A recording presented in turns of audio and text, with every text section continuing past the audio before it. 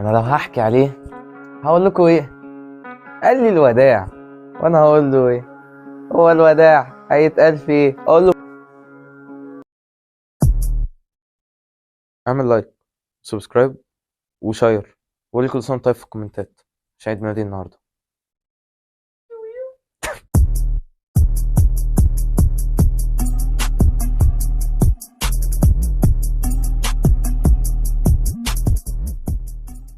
ازيكم؟ فيديو جديد وحلقه جديده من فقره جديده واسمها ليه؟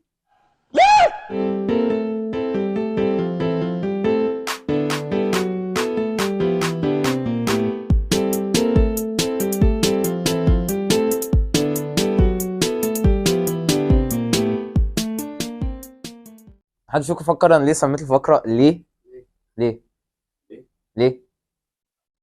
بص، فيما معناه انت لما بتحصل معاك مصيبه او محزنه بتقعد تقول ليه حصل معايا كده؟ محدش بقى فيكم يا شباب فكر اسم حلقه ايه النهارده؟ ليه بنفركش؟ ليه؟ ليه؟ ليه؟ ليه؟ عشان البنات لا لا يا باولو يا باولو يا باولو باولو منتج يا باولو. ايه؟ عشان مش بتاع جواز، مش هشيل مسؤولية حد. انا بتاع رجاله ست. ايه؟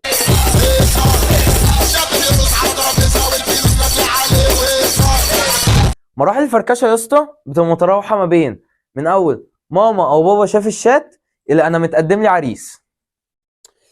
اه. طب بسألكوا سؤال يا شباب، هل في واحد فيكم وهو في علاقه او في ريليشن حاسس ان هو حقيقي يعني كان بيتعامل مع حياته؟ يعني هل انت كنت حقيقي يا احمد؟ هل انت كنت حقيقي يا سنفرو؟ ايوه. نكمل الفيديو. طب بص بقى يا جدعان، انا بقى ايه؟ انا ما كنتش على طبيعتي واللي عندكم بقى.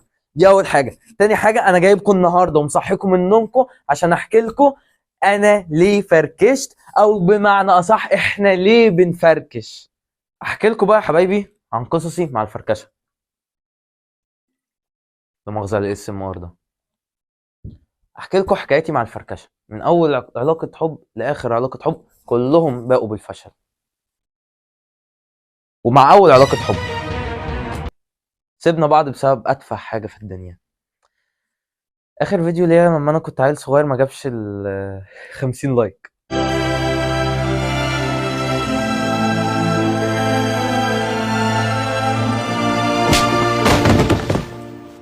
المهم يا ابني، ليه بقى بنفركش؟ دي الاهم بقى.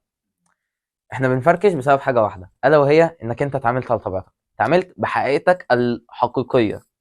فاهمين قصدي ولا ايه؟ حقيقتك الحقيقيه ما هي الا هي يا استاذي، انك انت كنت مفهمه يا حبيبتي اغلطي زي ما انت عايزه وانا بصدر رحم هستقبل غلطاتك. روح امك يا روح امك. تمام. هل انت مثلا يا اسطى لو انت قلت لها الكلمتين دول، هل انت هتستقبل غلطاتها بصدر رحم؟ هل انت هتستقبل غلطاتها بصدر رحم يا احمد؟ اشكر الله. ينفع انام مع تالت غلطة. مع تالت غلطة بالظبط. سامحك يا روح. كلنا بنغلط الغلط. ايوه يا حبيبتي وحشتيني. بكره الناس كلها بكره الناس كلها بص، انت في العلاقه اهم حاجه بتبينها قد ايه انك انت طيب وحنين، وقد ايه انك راجل وشديد. فاهم يعني ايه يا حبيبتي؟ عامله ايه؟ يعني ايه يا بنت ميتين الكلب طلعتي من الاوضه للصاله؟ ولاد عمك ما تسلميش عليهم، ابوكي ذات نفسه تلبسي الطرحه قدامه. خلاص اخدت على انك انت بقى ايه، في حد انت اخدت عليه فبتتعامل معاه على حقيقتك، تاخد عليه. فبتاخد عليه. فاهم يعني؟ انت ممكن تكلمه وانت في وانت في الحمام تاخد عليه. تاخد عليه. اه. فاهم؟ اه. فاهم حاجة؟ وهو بياخد عليك. انت اللي بس. احنا قناه فاميلي فريندلي يا اسطى، فاميلي فريندلي. اقول لك بقى ليه بنفركش. انت بقى اتعاملت بحياتك، اتعاملت بانسانك، انت اتعاملت بطبيعتك وجوهرك الحقيقي. ما اتعاملتش بقى اللي هو ايه، انك انت الشخص طافح الكوته وطلعني عين اهله. لا، انت اتعاملت بطبيعتك اللي هو يعني انت عصبي، اتعصبت عليها مره اتنين تلاته اربعه. فاهم؟ هل هي هتستحملك في الخمسه؟ انزل يا بيتدلع. المهم يا ابني، هقول لك بقى، انا كان في فتره زمنيه كنت بحب حد. جت في الفتره دي حصل دروبات بنت صعبه يا اسطى، فاهم؟ بنت هارد. كان بقى إيه في الدروبات دي؟ مشاكل، ضغوط، ما علينا يعني. انا كنت بتعصب، الشخص ده ما استحملنيش وسابني. هل انا بقى ايه اقول لا ميتين امه مش عارف ايه؟ لا، انا عملت الصح. ايوه يا حبيبتي وحشتيني. تخيل يا اسطى في 3 ايام تعمل 250 مزد. انت اللي عملت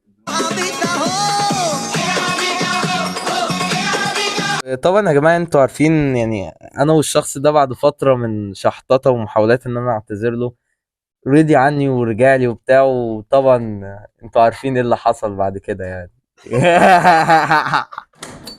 بس طبعا يا شباب بعد ما رجع واخيرا انا فرحت واديتها بقى الجيار لا يختش وينزل يا متدلع، سيبنا بعض بعدين.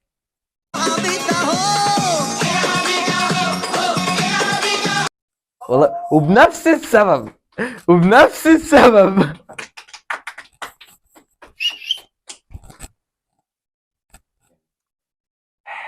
ارفع لنفسي القبعه بصراحه. تخيلوا بقى سيبنا بعض ليه بقى المره دي؟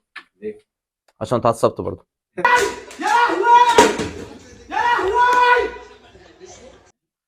وطبعا يا صديقي في اخر الفيديو عايز اقول لك على نصايح، بعض النصايح اللي هتبقى مفيده بالنسبه لك.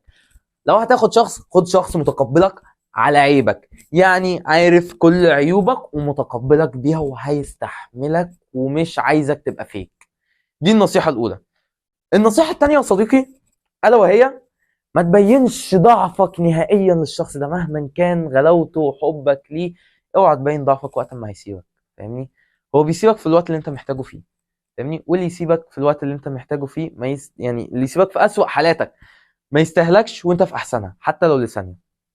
تمام؟ حتى تقول بقى والنصيحه الثالثه والاخيره يا صديقي ما تنساش تعمل لايك سبسكرايب وتفعل الجرس وشير للفيديو. قول لي كل سنه طيب النهارده عيد ميلادي، صورت لك الفيديو ده قبل عيد ميلادي بيوم ومنتجته وخلصته وسلام.